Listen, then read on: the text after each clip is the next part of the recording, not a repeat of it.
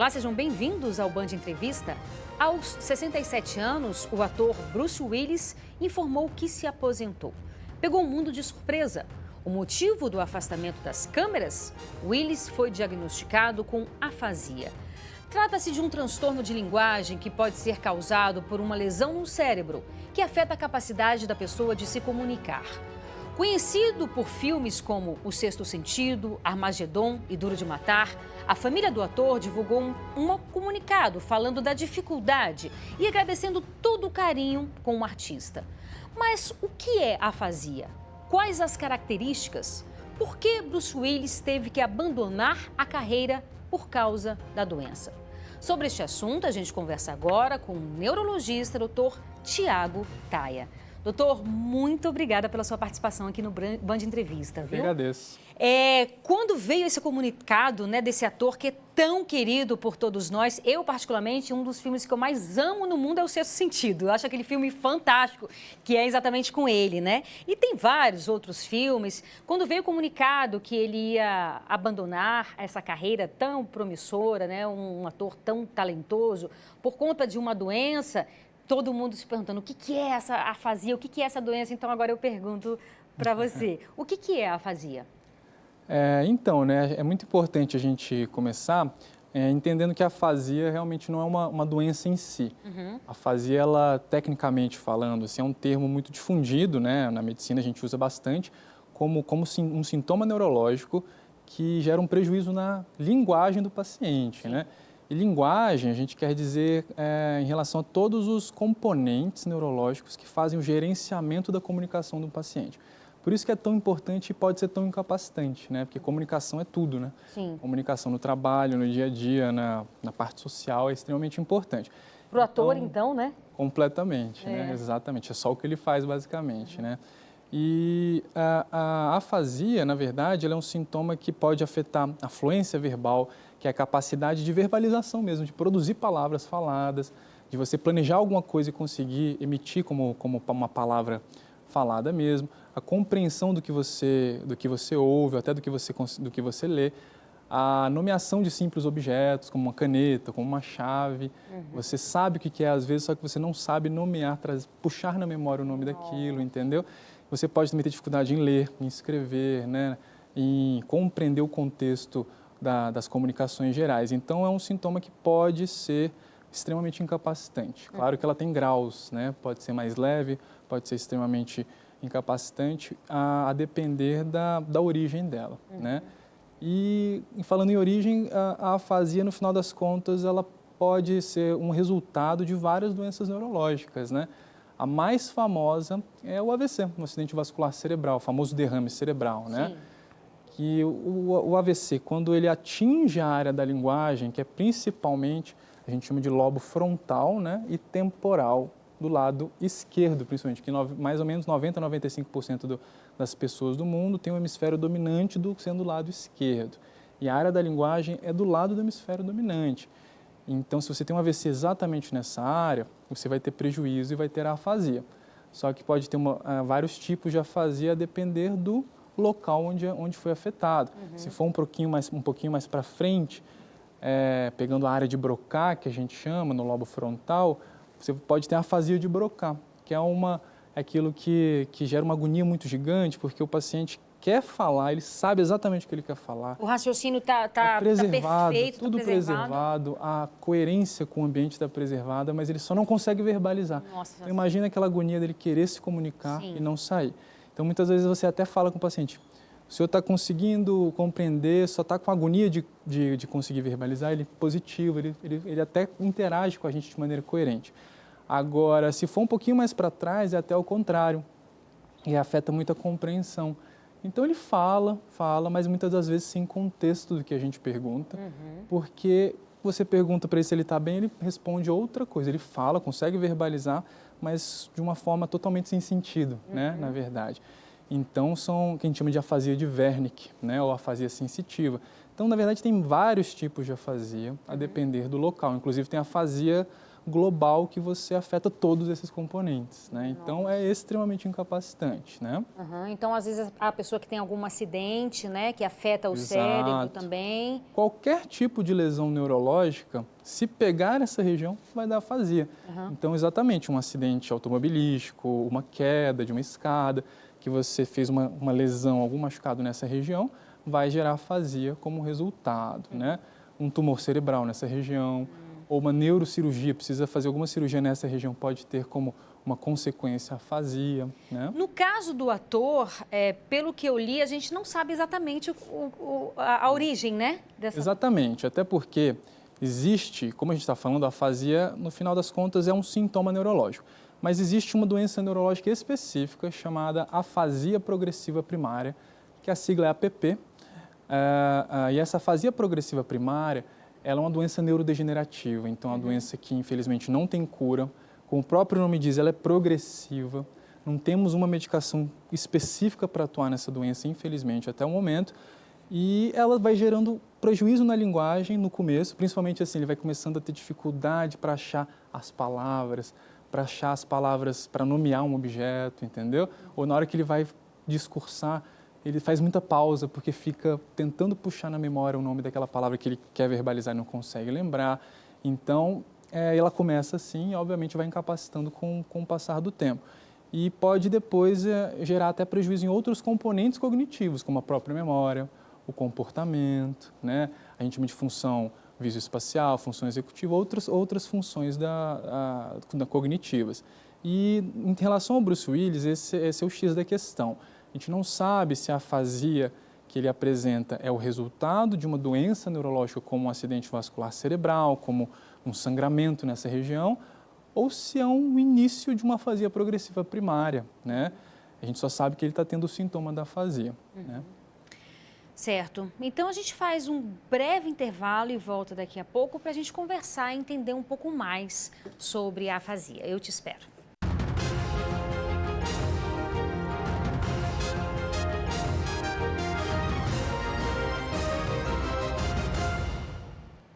Estamos de volta com o Band Entrevista, hoje falando sobre a afasia, a doença que fez o ator Bruce Willis se aposentar. O nosso entrevistado é o neurologista Dr. Tiago Taia. Doutor Tiago, o senhor falava aí sobre a afasia, né, que geralmente, na maioria das vezes, é um sintoma de alguma outra doença, né, enfim, ou de alguma lesão cerebral. Especificamente, mas tem também a doença que chama afasia progressiva primária, que, pelo que eu entendi, os sintomas são parecidos com o mal de Alzheimer? A afasia progressiva primária entra no mesmo, vamos dizer assim, no mesmo subgrupo, né, como doenças neurodegenerativas, né, sim. Que são doenças onde você tem dano neuronal, né, você tem danos nas redes neuronais cerebrais, e de maneira irreversível, né, que a gente infelizmente não consegue reverter. A afasia progressiva primária, querendo ou não, é uma doença bem mais rara do que a doença de Alzheimer, querendo ou não, é uma das formas mais comuns de demência, né? A afasia progressiva primária, ela é uma forma de demência, ou seja, que vai prejudicando a cognição do paciente, mas que afeta principalmente de maneira precoce a linguagem, por isso que ela tem o nome de afasia na nomeação dela. E ela tem alguns subtipos, né, dentro dela. A gente tem vários subtipos, mas os principais, né, é a forma que a gente chama de não fluente ou agramática, tem a forma logopênica e a forma semântica. E as nuances, as diferenças entre elas são um pouco técnico, né, de uma avaliação muito minuciosa, inclusive até para o neurologista muitas vezes é um pouquinho difícil de diferenciar. E, no final das contas, a diferenciação nem faz tanta diferença porque o tratamento é muito similar, né? E é um tratamento sintomático para você tentar preservar o que ainda não foi afetado para tentar lentificar a progressão, assim como nas outras demências, como na doença de Alzheimer, né? Demência vascular, demência por corpos de Levy. E esse tratamento é feito principalmente com um auxílio fonoaudiológico, né?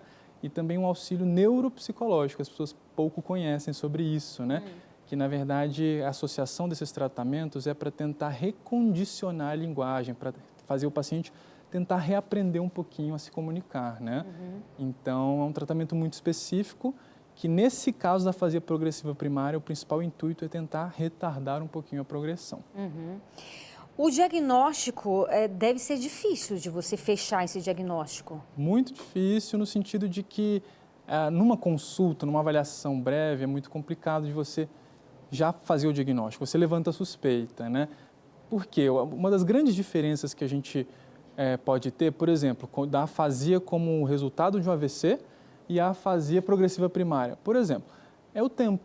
Num caso de um AVC, de um dia para o outro, de uma hora para outra vai acontecer o sintoma. Então, o paciente está bem, está tranquilo, de repente, de uma hora para outra ele não consegue verbalizar, por exemplo. Na afasia progressiva primária, assim como nas doenças neurodegenerativas, não é da noite para o dia, né? Isso é arrastado em meses. Aí sempre tem aquele relato, né? A filha falando, olha, meu pai... Já faz um ano que ele começou, ele fala, ele pausa, fica pensando bastante tempo nas palavras que ele quer falar, ele não consegue. Às vezes ele fica tentando explicar a palavra, mas não consegue achar o termo em si, entendeu? A gente chama até de circunlóquios, né? Que ele fica fazendo uma tentativa de explicação sem achar o termo em essência, sabe? E isso vai se progredindo devagarzinho com o tempo, como uma doença de Alzheimer, né? Porque a destruição, vamos dizer assim, o dano neuronal, não é feito de maneira grave de uma hora para outra, e sim de maneira progressiva, né? Então, um dos grandes fatores que são importantes para um diagnóstico é o tempo. Você avaliar a progressão disso, né? E se isso aconteceu da noite para o dia ou se está sendo de maneira insidiosa, ou seja, em pouco em meses. O que é cruel, né? Porque o tempo nessas doenças também, ele faz toda a diferença, né? Exatamente. Tem alguns exames que podem auxiliar. Não tem um exame que vai lá e vai fazer o diagnóstico. Não é uma coisa tão preto no branco, né? Infelizmente.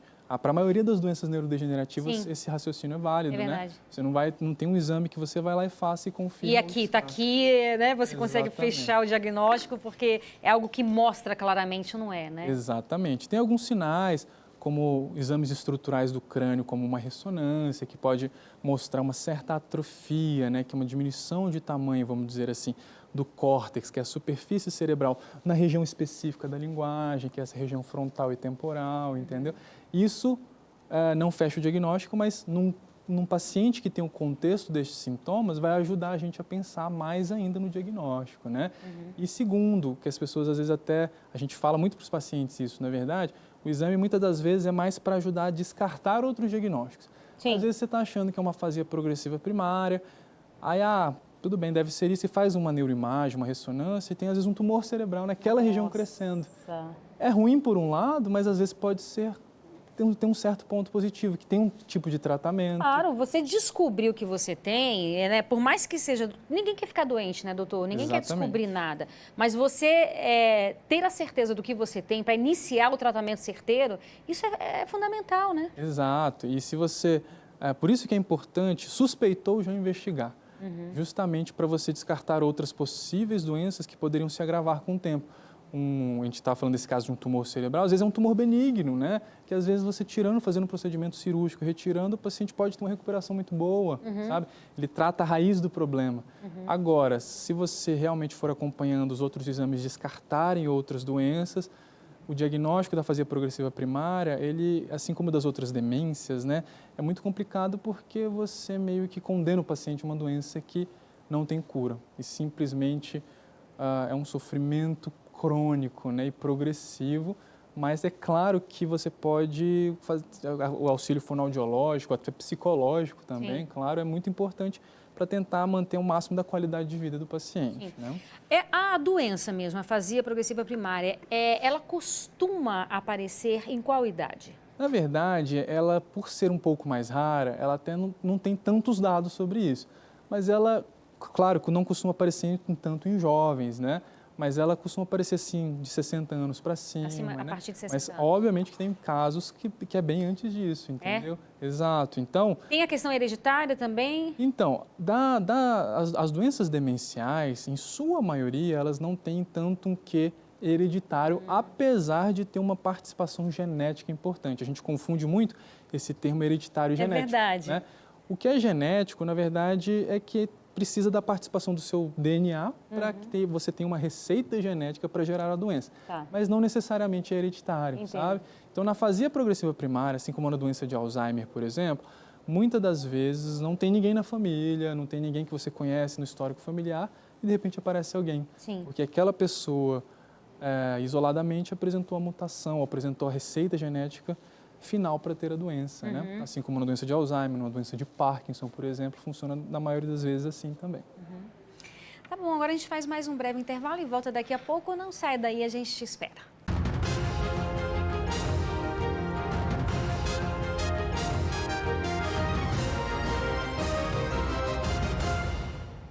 Estamos de volta com o Band Entrevista, hoje falando sobre a afasia, doença que fez o ator Bruce Willis se aposentar. O nosso entrevistado é o neurologista, doutor Tiago Taia.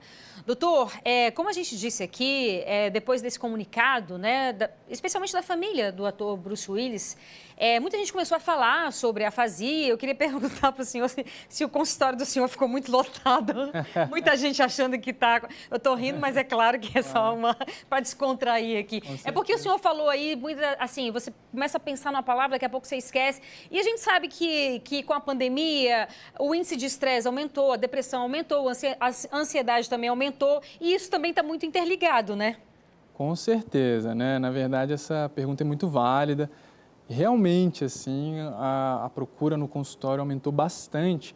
Já era grande em relação a isso, mas aumentou bastante porque, querendo ou não, o que acontece com celebridades, com atores, assim, vai à mídia, né? Sim. E isso realmente repercute. Por um lado é bom, né? Porque as pessoas... Com certeza. Tem uma forma de conscientização do sintoma, né?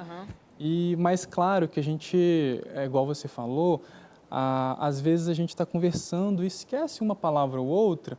Isso não necessariamente quer dizer que uma afasia, né? Ou qualquer outra doença, né? Exatamente. Até porque a nossa comunicação, a nossa mente, ela funciona em vários planos de pensamento ao mesmo tempo, raciocínio. Então, às vezes a gente está falando uma coisa, já pensando em outras, né? Com outras preocupações, inclusive. E isso faz com que a gente tenha certas dificuldades, às vezes, achar o termo correto para aquele momento.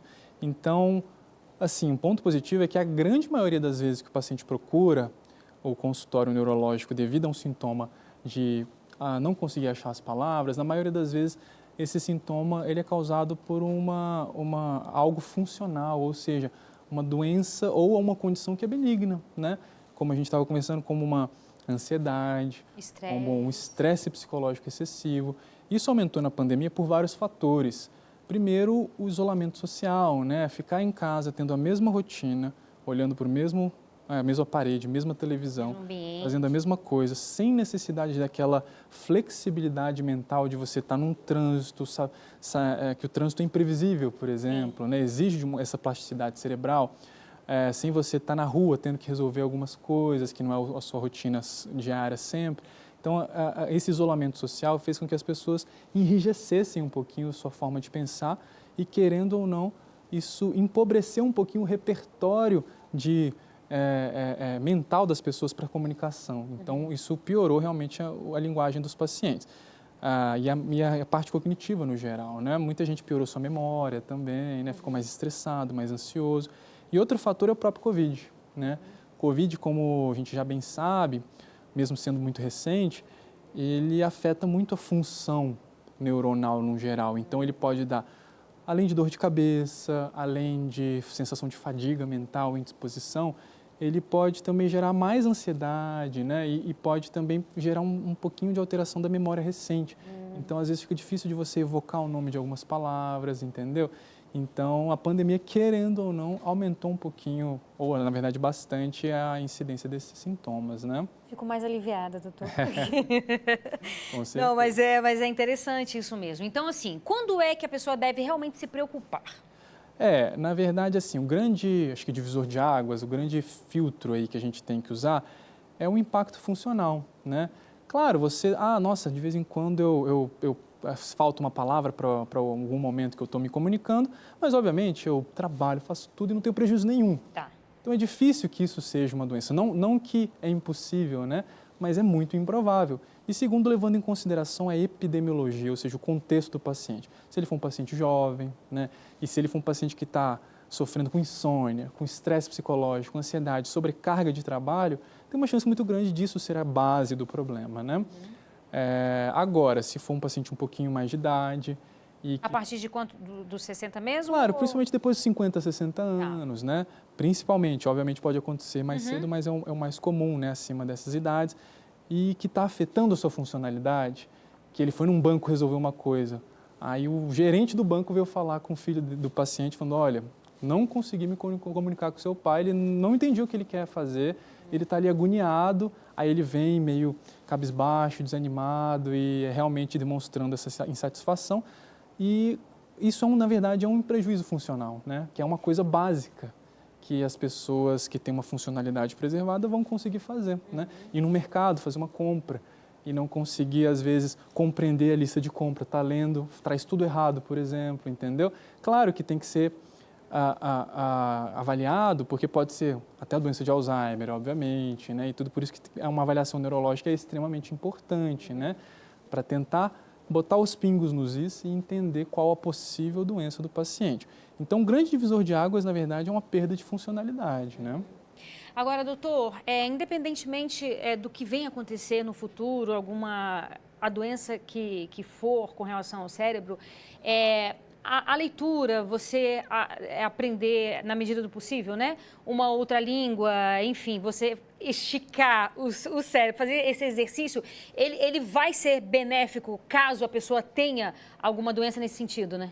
Extremamente benéfico, né? Assim, se a pessoa tem uma receita genética para ter uma doença neurodegenerativa, é difícil que você impeça que ela aconteça. Muito provavelmente, uma hora ela vai acontecer. Mas se você realmente fizer mais conexões neurais, né, fizer mais conexões entre as redes neurais, ou seja, sempre estudar, sempre ler, tiver o hábito de malhar, entre aspas, a mente, por exemplo, aprendizado de uma nova linguagem, uma nova língua, né, depois dos 30 anos, que faz conexões cerebrais que você não costuma fazer, ser uma pessoa muito aprofundada nas artes, inclusive, sabe? Legal. Criatividade, criação de um poema, criação de uma música, criação de uma pintura, por exemplo, também você está fazendo conexões cerebrais que não usualmente você faz numa rotina diária simples. Então, tudo isso atrelado a hábitos saudáveis, obviamente, como evitar o tabagismo, né, o etilismo, a prática de atividade física é muito importante para a mente, a gente acha que é só para o físico, né, mas é extremamente importante para a saúde cerebral. Então, tudo isso, se o paciente tiver a receita genética, pode ser que ele vá ter realmente a doença, mas pode ser que adie um pouquinho o início dela e pode ser que o seu andamento seja a progressão seja mais lenta, né? Então, realmente é muito importante, inclusive, e se foi diagnosticado, também é muito importante na reabilitação e no tratamento do paciente, essa forma de malhar o cérebro mesmo, tá bom? A gente ainda não tem a cura, quem sabe daqui a alguns anos a gente consiga, né, doutor? Com certeza, com certeza. Provavelmente ainda está um pouco distante para essas doenças demenciais. Por quê? Porque é um mecanismo genético extremamente complexo.